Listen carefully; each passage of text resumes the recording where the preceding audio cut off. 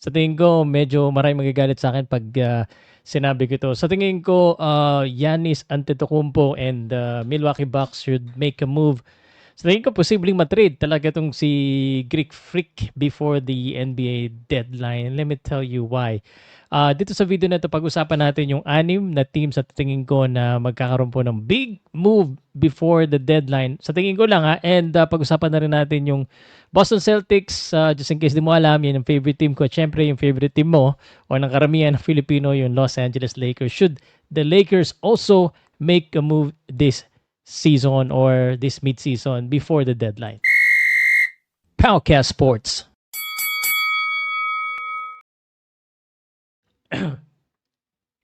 Okay. Alright guys, ako po si Pau Salud ng Powcast Sports. I do a discussion about sports, boxing, basketball, and MMA.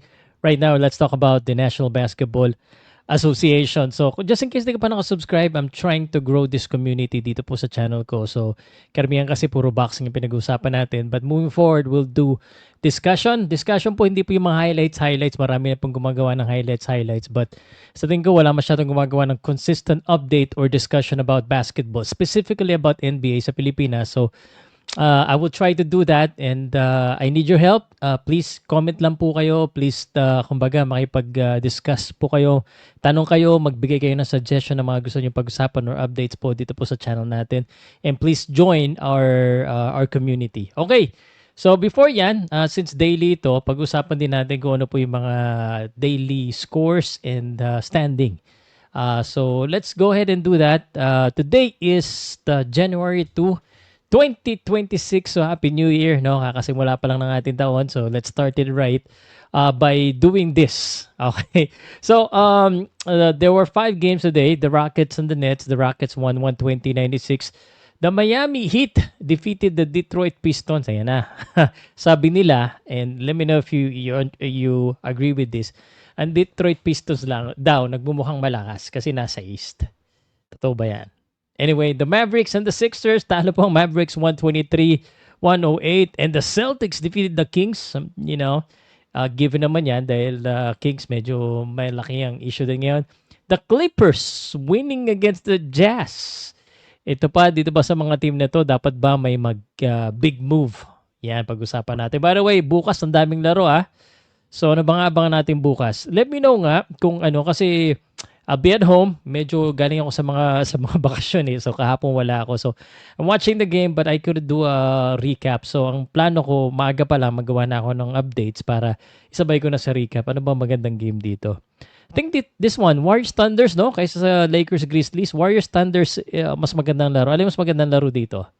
Let me know guys sa comment section Alright, so pag-usapan natin yung NBA trade deadline. So according to Clutch Point, the 2026 NBA trade deadline is on Thursday, February 5, 3 p.m. Eastern Time. In this day and age, it is a can't be missed date on NBA calendar regardless of who you cheer for.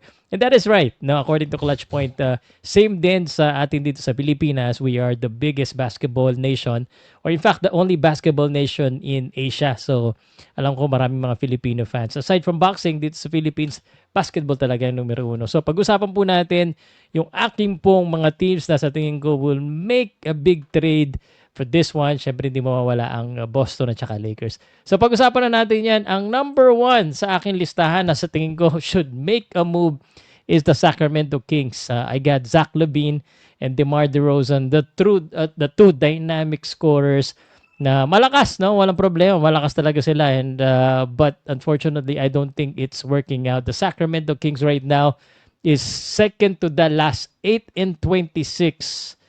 So, hindi kayang buhatin ng dalawa. And I think the Sacramento Kings, sinira nila yung kanilang lineup, which kamutulo ko doon. Yung mga pinakawalan nila, they're doing great. And I think these two guys, while they still should be transferred to a competitor or a championship contender. So, I think the Sacramento Kings, just to be straight, should let go of either one or both and give them to kumbaga to a contender, and then they should start to rebuild. Total Sabonis is not there. So, total rebuild na lang. And I'm not gonna even mention Russell Westbrook. I think part-time lang siya doon. So itong dalawa should be traded. Do you guys agree with me? Okay. Number two. All right, this is a little bit controversial kasi si Anthony Davis was the alam naman natin nakuha yan because of Luka Doncic. Si Luka Doncic ang kapalit niyan tapos tatanggalin niyo kagad. Well, admittedly, we already know that experiment, if that's what you call it, failed. And the person behind that is no longer in the Dallas Mavericks. So why would the current GM suffer with that mistake? So I think they have Cooper Flag, which is who is a good starting point, no, para po sa Dallas Mavericks. And Anthony Davis, fragile. I don't think he's the future. I think he should be transferred to either maybe the Boston Celtics or the Golden State Warriors. Those who needs someone right now. Still, hindi ko alam kung sino maniniwala na yung durability kasi nito problema. But whoever needs a center now, that could need a part-time center, Anthony Davis. But Dallas Mavericks should find a way to let go of Anthony Davis and find a future, a draft pick or a younger guy that could supplement Cooper Flag. Because Cooper Flag is the future of Dallas Mavericks. As simple as that. Speaking of future, and I talk about the Golden State Warriors, ito yung isa na matagal na. I think he has a 2-year contract na last year lang ginawa. So, I think the Golden State Warriors, sinasayang lang nila sa Kuminga. I don't really know the issue bakit hindi siya lagi pinapalaro. This guy is good. His potential is not gonna be met kung sa Golden State Warriors. So, might as well, no? Dapat lang talaga pakawala na yan si Jonathan Kuminga. The problem is I do not know where he should go. That's the thing. But I think the Golden State Warriors should let go of him. I think the Golden State Warriors still trying to find the best offer. But if there's no best offer, kawawa din naman yung Kuminga. So, I think it's time to let go of Kuminga before February, February 5 na deadline. Okay, next. Okay, mamaya na muna yung Boston Celtics kasi sabay natin sa Lakers. Ito muna.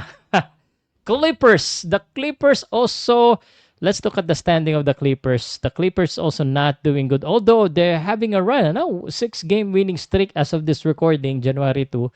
And Kawhi Leonard is doing great. Kawhi Leonard, I do not know if he can be traded because meron pang issue kay Kawhi Leonard, yung sweldo issue. But James Harden, still very good, still very deadly. And while it is the case, I think James Harden should be traded because while these players are good, they're not good enough to work in the Clippers as of the moment. Parang kulang talaga sila. Sa tingin ko lang, they cannot win championship right now. Kung sakaling mataas yung kanilang mataas yung kanilang standing, pwede pa siguro. Kaso hindi mataas yung standing ng Clippers. So sa tingin ko dapat pakawala na yung isa. Giannis, ang daming rumor na hindi siya masaya. And palagay ko baka nga hindi masaya itong si Giannis Antetokounmpo. So I wouldn't be surprised if he gets traded. And the only way he gets traded if the Bucks get a significant offer which is going to be really hard. So it has to be another franchise player. Sobrang galing ni Giannis Antetokounmpo. He makes an impact right away. So sino ba yung team na may rookie draft? May draft na matataas na pwedeng ipalit dito na meron din player na malaki ang sweldo. Could it be Los Angeles Clippers? Not Lakers. Imposible naman siguro yung Lakers. Ang hirap na. The Clippers or anyone that has a high rookie draft in the next few years, and then a player with high salary that could be exchanged for the future of the Bucks.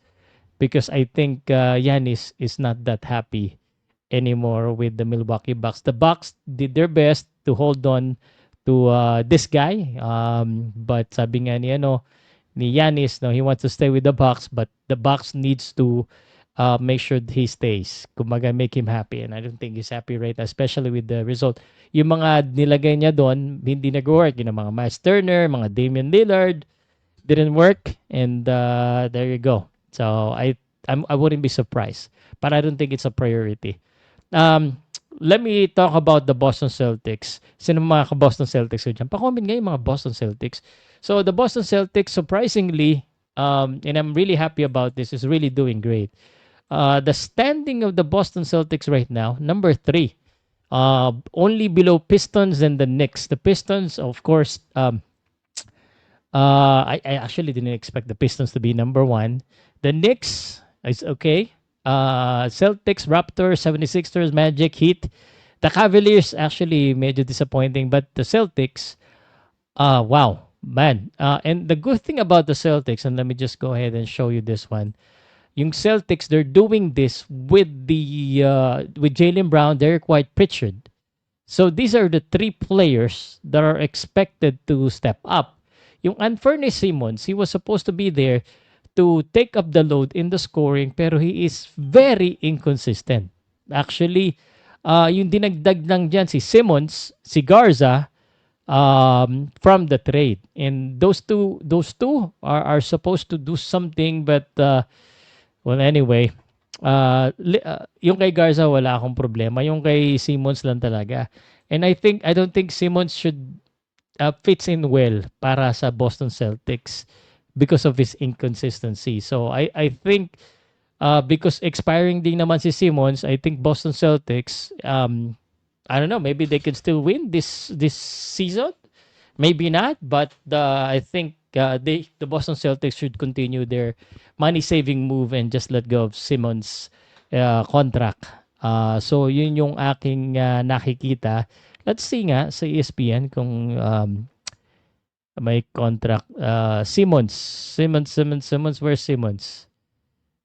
Double check nasa dito. Yeah, no? 27 million. Laki ng pera nito Simmons. He's good, but I don't think match siya sa ano eh. Sa Boston. And I think Boston has a lot of guards that can be used. Especially right now, Jaylen Brown is becoming the man. And he is the man. So, ayun, Anthony Simmons should be traded away. Now, talking about the Los Angeles Lakers. Ito yung favorite nyo guys. I think the Los Angeles Lakers, also, surprisingly, they're also one of the top teams sa West. Medyo bumaba na to. Nag-number 3 pa nga to. And the main thing, the main reason I think is talagang nagkamali sila pa rin sa pagkuha nila sa kanilang center position. Parang malambot pa rin yung nakuha nilang sentro. And if you ask me, I think the Los Angeles Lakers should make a move and look for a center, a legitimate center. Nakakainis yung Mark Williams sana, no? Parang bad trip pa rin yata si Mark Williams dahil hindi siya nakuha. But the center position nila, si Ayton, I'm not saying Ayton is not contributing, but I think yun yung ano nila, kulang talaga nila. If they would have a rebounding, a really, dalawa yung haste, wala rin eh. So, the Lakers should make a move if they really wanna do something this season. Now, Luka Doncic is the future. Austin Reeves definitely is. I do not know if he should be traded. I don't think so. I think nagpa-play naman sila well. It's just the center position medyo kulang pa if they wanna be a championship team. Yung Rui Hachimura has been very inconsistent as well. LeBron James he's gonna stay there until he retired, I think. But they need to beef up either the center talaga tingin ko eh. Yung point guard si Luka Doncic na yan or a point guard that could help Luka.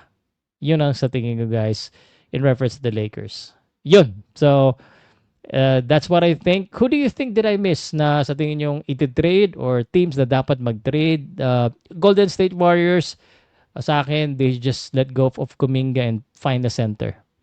May may rumor na baka Anthony Davis. I think I mentioned this to you, but let me know guys in the comment section, and if nagustuhan niyo yung ating episode or yung ating video for the day, I would kindly just say, comment something on sir, I enjoyed it, please continue to do so para mas patuloy po natin. And tatandaan niyo po, I will color the blue sa mga basketball. So red sa boxing, blue sa basketball para medyo may color ano tayo kasi two sports mainly yung ating pong ginagawa ng content.